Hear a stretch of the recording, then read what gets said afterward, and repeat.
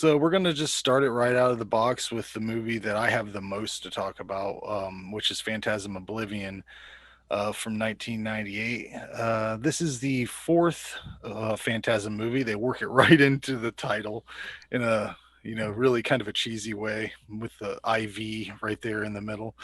But I love it. the summary for this film is really simple. Mike travels through time and dimensions to find the tall man's origins. Written and directed by Don Coscarelli, as always. Normally, Jason would have some release information. I'm sure, uh, it's out there if you want to get it. I don't know if it's Yeah, I don't know if it's out of yeah. print. You can definitely buy the Phantasm set because I was eyeballing that, and it's a little pricier than I want to pay. I don't know. Which one is it? Is it the ball one, or is it the first box one? It's the first box one, I believe. I don't What's that know. Okay. price tag? I can't remember how much it was. I know I wasn't gonna pay for it though. Not right now, I paid. anyways. I definitely paid 100 for it. I'm Yeah, pretty it sure was in a around there, pre-order that. around that ballpark or something. And I And was it's like, for the whole nah. box set. Yeah, it's for. I think Yeah. it's got Ravager in it too. The last Okay. one. So, but yeah, it. I gotta say, it looked like I was riding the line. I was like, yeah, it's a really good set of movies. But um, little trivia for this: at the end of the last movie, there was a character named Tim. He was like the highlight of the movie. He was this little kid. He was badass. He was still alive at the end. Evidently, they were going to address this in the original script because he's not there in Oblivion at all. And he was it was too costly to film it, but evidently he was supposed to be savagely eaten by dwarves at the beginning of this film. So that answered my question of what happened to him because he would have been a teenager at this point. If there wouldn't have been able to do Yeah. the continuity, but Yeah. I think the montage introduction is a great device to convey a condensed synopsis of the Phantasm films. Like you can kind of jump in on this one and know what's going on. I think they do a great job at the beginning to just let you know what this confusing storyline is, sort of. And they Um, pick up from where the last movie left off, right? Like immediately yeah, afterwards. yeah. Hmm. At the end of the third one, Reggie is being pinned against the wall by like a million spheres, and I can't remember exactly how it ends. It's like a cliffhanger, and this kind of jumps off right there a little bit. There's some Coscarelli made it easy for himself to come back in with this, I think. But one of the major appeals of this franchise is the friendships of the not only the characters but the actors. I think Oh these are yeah. like I don't think you can remake Phantasm uh, because there's Mm-mm. the chemistry between those human beings that love this story and really haven't done anything else aside from Angus Scrimm.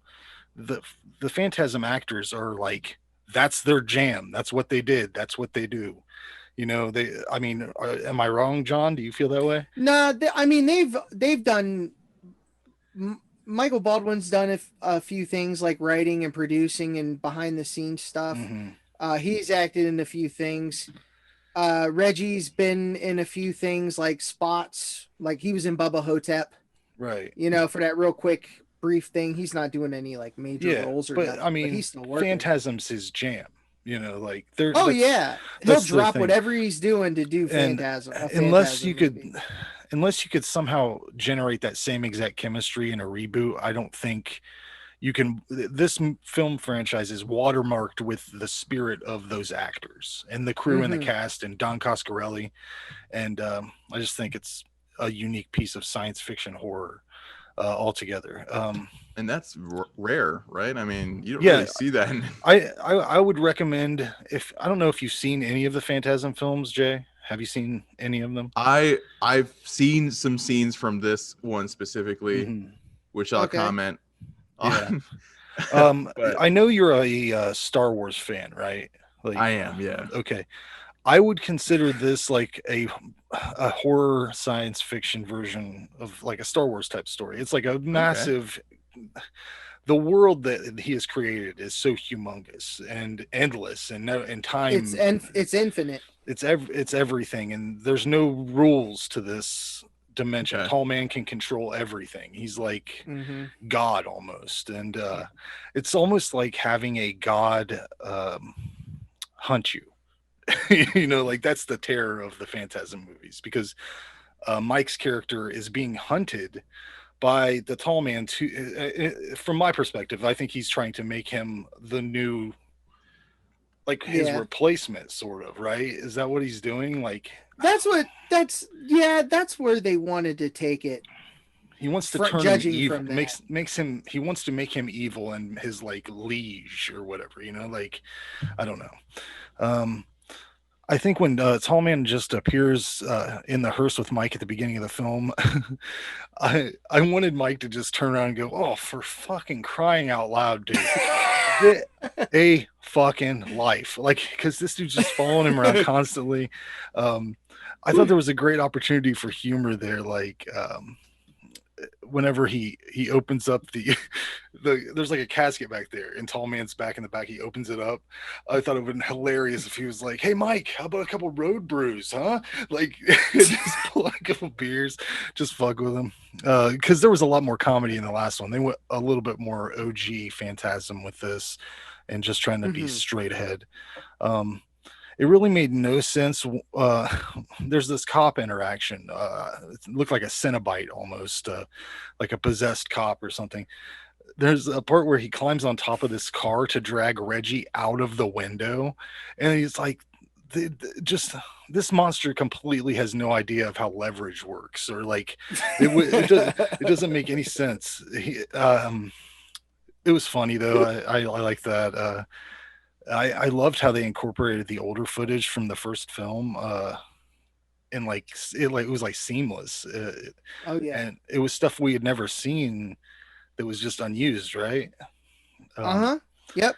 It was just stuff that was on a reel, and he found this budget was like, I don't even think it was $1 million for this movie, yeah, maybe $1 million, but no more than that. And that's why there's a decent amount of filler. But it's old. It's old. It was old stock, old mhm, unused stock. So it was something brand new yeah. for how many years Specifically, later. the scene where he's Mike's trying to hang himself, and then it like does that flashback, and it's the tall man hanging.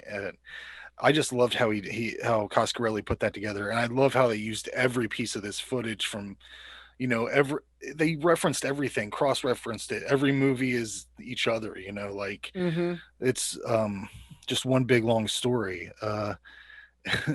And even though Jody, man, his hair loss situation is a rough, sad scene, and It is what it is. you just got to accept it that these Yep. movies are so far apart, and it's really cool that they keep having him come back. Yeah. That he still wants to come back. Yeah, you really get to see like the whole breadth of Angus Scrimm's acting capabilities in this film, where he's Jebediah Morningside before Oh he turns yeah. evil, and then he comes back as the tall man when he goes through the portal. Um, the female character, her name is Callie. Or no, that's Heidi not it. Mark. Callie's her. She's in Bubba Hotep. She plays Callie in that movie. Yeah. Uh-huh. Um, Jen. yeah, she. It's Jen. It was so comical. She flips this car, trying to avoid a tortoise, and then it blows up. The fucking car blows up after she says something about how that only happens in movies or something like that. It was Oh perfectly yeah. timed. Nice. Reggie's skullet is so majestic in this film. He pulls the rubber band off of his ponytail at one point and just lets that fucking thing flow. And I think it's when he's trying to have sex with this girl, because he's always trying to Oh, hook he's it. a horn dog. And He's always trying to get some. well, yeah, and the one of the best scenes in this movie is where it's very creeptastic. He discovers that this girl he's traveling with doesn't just have a traditional set of boobs. Oh, I've seen this scene. It's one of, Yes. Okay. This- possibly one of the greatest sequences in film history. Yes. Yeah. The Sentinel drills into his hand.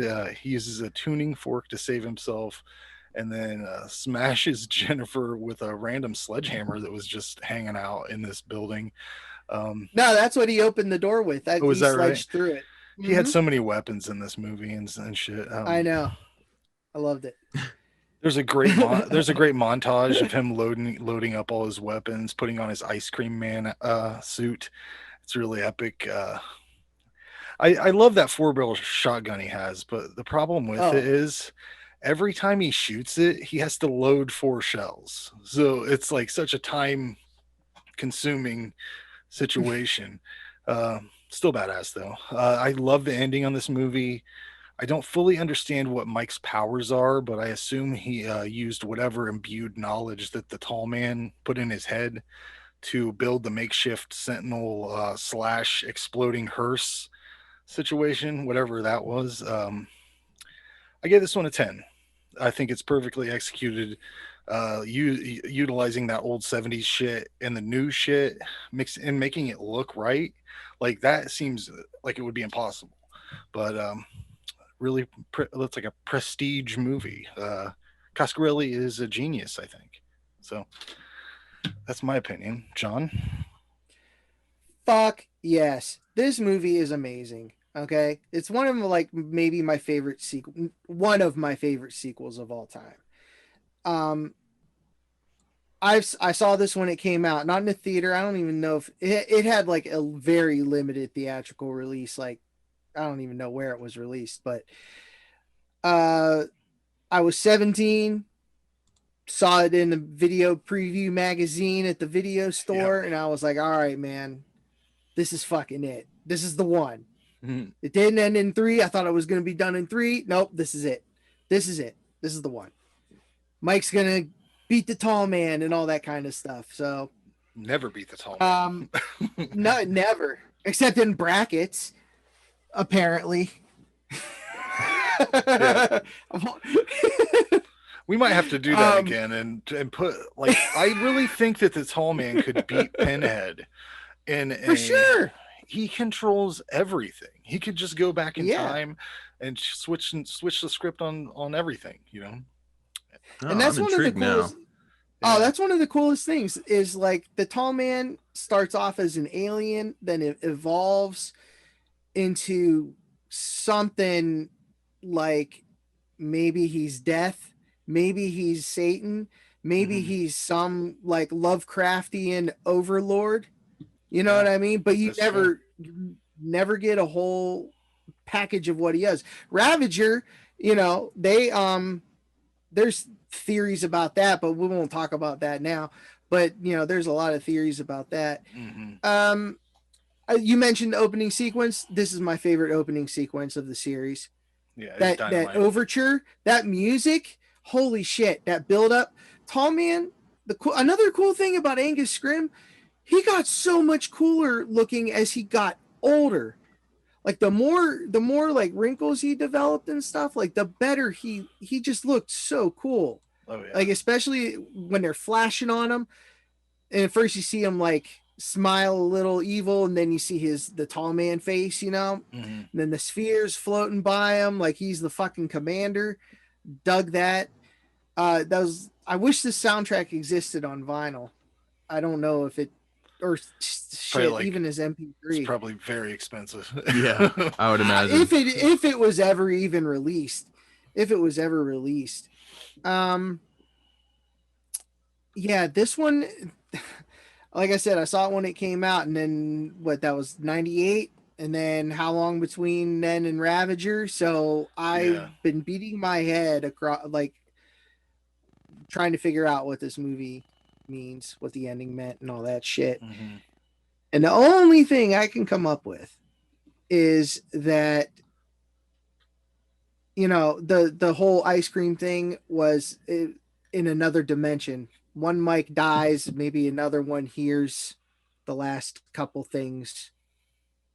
You know what I mean? Like there's infinite dimensions in this movie. Like you saw all the space gates or dimensional forks, whatever you want to call them. That was awesome. That was awesome. Dude, I lost my fucking mind when I saw that when I was a kid. Like I freaked it's out. One of those like, it was so, like just the image of The image, yeah, exactly. The image of those steel, just miles of it. It seemed like Perfect miles of it. chrome, yeah, Yeah, it was perfectly like a chrome like an album cover or something. holes. Yeah, dude, it was so awesome, so amazing. I love the small cast. I love that the core was there.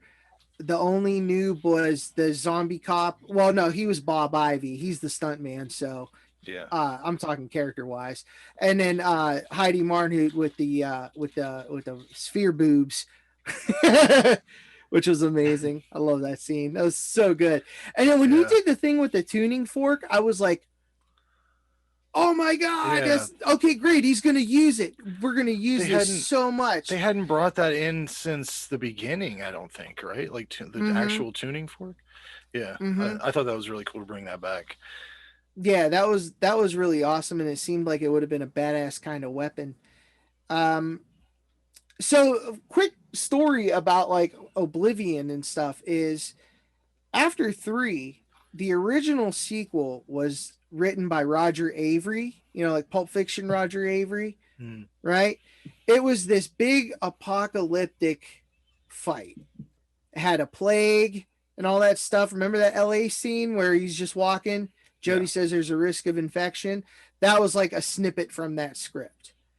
And it was like Bruce Campbell was going to be like this Marine, and they go to the tall man's world, and there's like they find out what he really is and everything. And I mean, obviously, it still doesn't end well for Reggie, but Right. but I got a copy of the script. Like I Mhm. bought it on eBay. It's probably a fake, but it's like a copy of the script. Right. Not like an original, which would be badass. But it was a good read, and that was all I had before Ravager,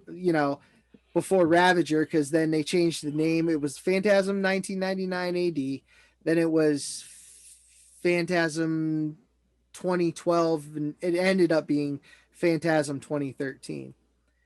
And they even used a tiny bit of it in Ravager in a few scenes. Yeah, I think I Um, read that somewhere. But mm-hmm. I'm really looking forward Yeah, to this getting is to Ravager because we watched that. I've watched that one time and I didn't like it very much. But I yeah, can't imagine that it doesn't at least clean up some of the story or something. Something, I don't know. Maybe it'll make more yeah. sense. I know the special effects I had some issues with. I can't remember exactly what it was, but I yeah, almost feel like they had less of a budget for Ravager I think to so. well, probably to Probably. finish it. I know Maybe I don't know. I don't one of know. my major issues with Ravager is that Reggie has a katana on his back that he never fucking uses ever. It's like, why Yeah. show it to me? Why act? Why even act? Like you're gonna fucking use that, you know? Yeah. Anyways. It just looked cool.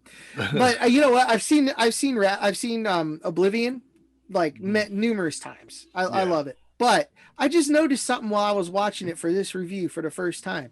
When Reggie is done with his tires and gets in the car, Mhm. you know, I always thought it was Jody sitting up in the back because that's who it is. It's one of the gravers with the gas masks. Oh yeah. It's up, and then as soon as he shines a light on him, it turns into Reggie. I don't know if that's on purpose. It has, or it was like, oh shit, Bill's not here. I need a fill in, and there was that guy, the Oh, guy with the maybe. one gas mask. So that was pretty sweet. Um, this is a 10. Like this had Mm. so much happening, and while when I first saw it, I was so mad because I was like, this explains nothing. Except the how the tall man came to be, which I thought was pretty awesome. Yeah, Seeing that Angus was Scrimm as the guy, and if you watch it again, if you didn't notice, you know how he always has that red tie tack. yeah. Those were his cufflinks when he was Jebediah Oh, Morningside. So you see one okay. very clearly in on Yeah, his left sleeve when he comes around. he was almost creepier as Jebediah though. Like Because you just were waiting for him to tall yeah, man up for a second. offering Yeah, me some lemonade and whatever. But yeah, I he was noticed just a that kindly mortician. um with the woman that was there on his porch, she looked exactly like the fortune teller from the first Mm-hmm. movie. I don't It's know. supposed to be her. Oh, yeah, okay. Yep. Like she It worked. lived like that long until Yeah, Phantasm 1. Yeah. right. So Yeah, that was crazy. I loved how that whole laboratory they had set up for him. Hmm. And the old like dimensional Steampunk fort. looking. Yeah, Yeah, that was so cool. Like I really love this movie. Everything about it. Mike's performance, he's no longer the damsel in distress kind of yeah, character. yeah. He kind of took shit over He's almost like a superhero, a little a bit. little bit. But what's his powers? Who knows? You know, I'm like I don't know what he can I'm do. like the same as the tall man, Yeah, I guess so. probably. But when his eyes turn just like your background image, when they turn like all Yeah, metally, I love that. that's great. That's That That was does so look pretty cool. cool. such a That was great effect. badass. That Um, was badass. but Jay, did you But yeah, watch any total 10. clips? Did you watch any clips from this or I did anything? watch. I watched the clip where, with like that one character's breasts were gyrating, Yeah. and then they detached and then attack him, and then he uses the tuning fork. But I did actually pull. I know, John, you said a 10 out of 10. I did have a bad review of this that I Oh was able yeah. to pull. Whatever. I don't care what he This says. person spelled out worthless for this movie. I'm sorry if I may offend some loyal fans of the series, but this film was a worthless piece of garbage. I've seen the other sequels, and the first one was better than of them all. I could neither follow nor understand Phantasm IV. This movie was such a cluster of unimaginative ideas. I thought this movie was a waste of time and effort, and the dialogue was whack. So someone says, Oh. so someone in the movie said, "Blow me" in the movies, and no one says that in movies anymore. But this person said, "I would rather have pepper or salt dashed in my eyes Oh, and let to me do sit it. and watch this film twice. God have Let me mercy do on it. our souls if there is another sequel to this mediocre sci-fi adventure." These. Guess what, bitch? Harsh There's a words. 5. Suck it. 1 out of 10. Nah. Oh, nah. Yeah. So It's so hard to follow. I get it. but like I But- said, but I followed up with that review, and from what I've seen, like I said, there's that scene where one of the characters, breast starts gyrating, detaches from her body. There's like these silver balls. They start attacking the main character, Reggie, Yep. Mhm. and then he fights So back with a awesome. tuning fork. I mean, where do you see What more do that? you And then need? What and more he do you- bashes he bashes one with a sledgehammer. that too, repeated. yeah. Like, come on. I Like, this think guy, so. he doesn't get it. I think that It's fine. the thing I like most about it is that it seems the science fiction of it, like the whole idea of there being dimensions and being able to tap into dimensions with tuning Yeah. fork type things and like See, that's interesting. it's a different kind of, and for Don Coscarelli to just create like this whole lore about all these, the way the tall man does everything and the way, and to see you to still have all these questions, it makes you want more content. It's a, I mean, And buy books that Yeah. talk about it and all that stuff. Like, yeah, I mean, you I'm know. interested. I'm gonna try. I know we're talking about it this episode, but I'm gonna try and give it another, like, try and watch it from start to finish. yeah. I'm intrigued. You can 'cause, I find mean- most of them for free online. The first yeah, one they're is spread around. the first one is just a standalone. You don't need all the other stuff. It's a great piece of work by itself. Mhm. Yeah. But it's Mhm. like if it's one of those things, like if you love that movie and then you watch all the other ones, it's like bonus features, constant more details. It's just like more a information. continuing story, essentially, Yeah, it right? furthers the adventure. Yeah, and it makes Yeah. the other ones better after you watch the newer ones. Like, I don't know. Yeah. I'll go over the scores that we gave the movies, and you can hit us with yours. Yeah, I'll give you some scores.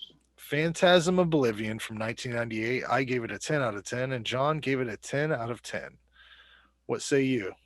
Well, I knew where John was going. Mhm. Yeah, it's good. They're all solid. Yeah. But by now it's part 4. I kind of know what to expect. Everything feels familiar. I don't really. What's the guy's name? Who he was the kid. He was the younger brother. Oh. Michael. I don't like him grown up. Oh man, that's Is a he bummer. not like? Is he? I don't know. No, but I like it. I would give it an 8.